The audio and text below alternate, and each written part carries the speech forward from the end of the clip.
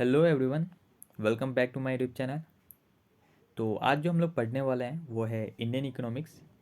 ये basically 200 MCQs का एक सीरीज़ है जिसका ये पार्ट 1 है।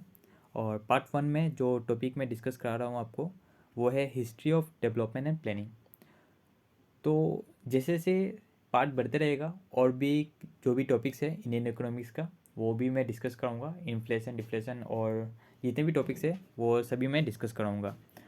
तो पार्ट 1 में अभी तो इसमें बेसिक से क्वेश्चन आएंगे और ये सारे क्वेश्चन काफ़ी इंपॉर्टेंट है।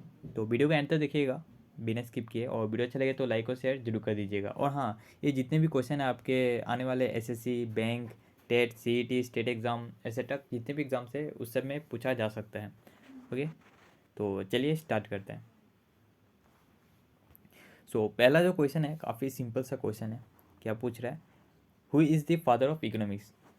तो फादर ऑफ इकोनॉमिक्स आपको ये क्वेश्चन तो पता ही होगा। तो इसका जो करेक्ट आंसर है वो है Adam Smith. Adam Smith is the father of economics. Next, Indian economy is. तो इंडियन इकोनॉमी क्या है वो पूछा जा रहा है। इंडियन इकोनॉमी इज, ये रहा आपके ऑप्शंस। जो इसका करेक्ट आंसर है वो है Indian economy is a mix economy. Indian economy क्या है? मिक्स इकोनॉमी है। Next, mix economy means an economy where. यहाँ पे आपसे मिक्स इकोनॉमी का डेफिनेशन पूछा जा रहा है कि मिक्स इकोनॉमी क्या है। तो mix economy is an economy where public sector and private sector coexist. Okay, जहाँ पे पब्लिक सेक्टर भी है और प्राइवेट सेक्टर दोनों एक साथ मिलकर काम कर रहे हैं उसको मिक्स इकोनॉमी कहा जाता है। ये रहा आपको, तो इसका करेक्ट आंसर होगा बी नंबर। Next, India economic planning can not be said to be. India economic planning को हम लोग क्या नहीं कह सकते हैं? ये रहा आपको ऑप्शंस। और इसका जो करेक्ट आंसर है वो है इम्पेरेटिव। इंडियन इकोनॉमिक प्लानिंग को इम्पेरेटिव नहीं कह सकते। इम्पेरेटिव का मतलब हो गया इसेंशियल या अर्जेंट थिंग। तो ये इसेंशियल या अर्जेंट थिंग नहीं है, तो इससे हम लोग इम्पेरेटिव नहीं कहेंगे। Next, which one of the following is the task of planning commission? तो प्लानिंग कमीशन का टास्क क्या है ये पूछा जा रहा है। विच one of the following is the task of the planning commission? ये आपको ऑप्शन। और इसका जो करेक्ट आंसर है वो है preparation of a plan. Preparation of the plan. तो प्लान कमीशन का टास्क क्या है? प्लान को प्रिपेयर करना। Next, which one of the following bodies finalise the 5 year plan proposal? Which one of the following bodies finalise the 5 year plan proposal? ये रहा आपको option. तो 5 year प्लान को कौन फाइनलाइज करता है? तो इसका जो करेक्ट आंसर है वो है national development council. National development council 5 year plan को फाइनलाइज करते हैं। नेक्स्ट जो है, विच one of the following is true about planning commission?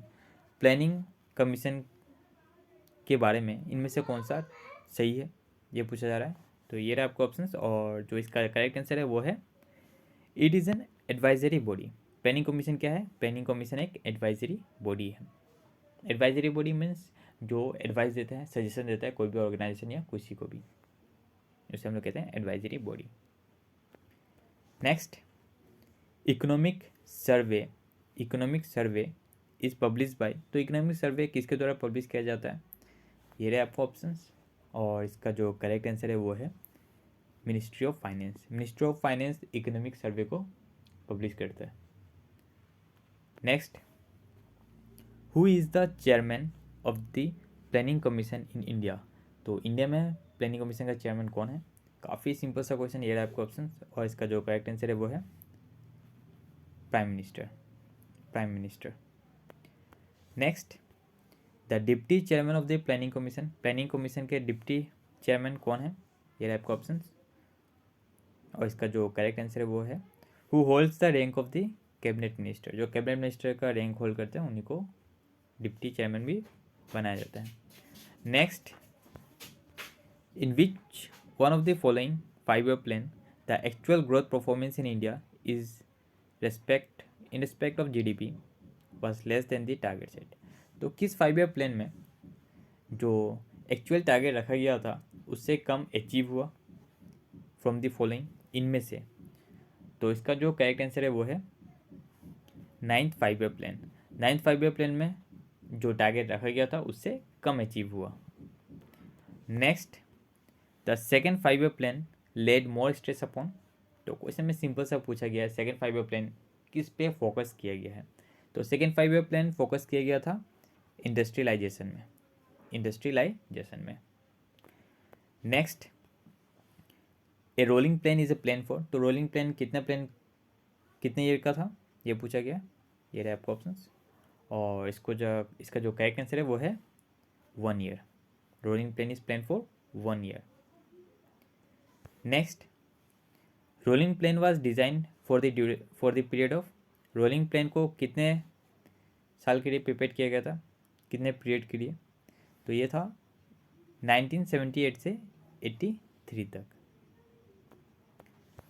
Next, the main objective of first 5 year plan was. तो ये काफ़ी सिंपल सा क्वेश्चन, फर्स्ट 5 ईयर प्लान का ऑब्जेक्टिव क्या था। ये रहे आपको ऑप्शंस, और इसका जो करेक्ट आंसर है वो है development of agriculture including irrigation and power project. Next, major percentage of working population of India is engage in. तो इंडिया का जो मेजर पॉपुलेशन है वो कहाँ पे इंगेज है। ये रहे आपको ऑप्शंस, और इसका जो करेक्ट आंसर है वो है प्राइवेट सेक्टर या primary sector. Next, planning in India derives it's objective from. तो प्लानिंग इन इंडिया ये अपना ऑब्जेक्टिव कहाँ से डिराइव किया। ये रहे आपको ऑप्शंस, और इसका जो करेक्ट आंसर है वो है directive principle of state policy से। Next, economic planning is a subject define in which of the following list. तो इकोनॉमिक प्लानिंग इनमें से किस में डिफाइन किया गया है। ये रहे आपको ऑप्शंस, और इसका जो करेक्ट आंसर है वो है in the concurrent list. Concurrent list क्या है, ये लिस्ट है ऑफ 52 आइटम जो कि कॉन्स्टिट्यूशन का 7th शेड्यूल में दिया गया है।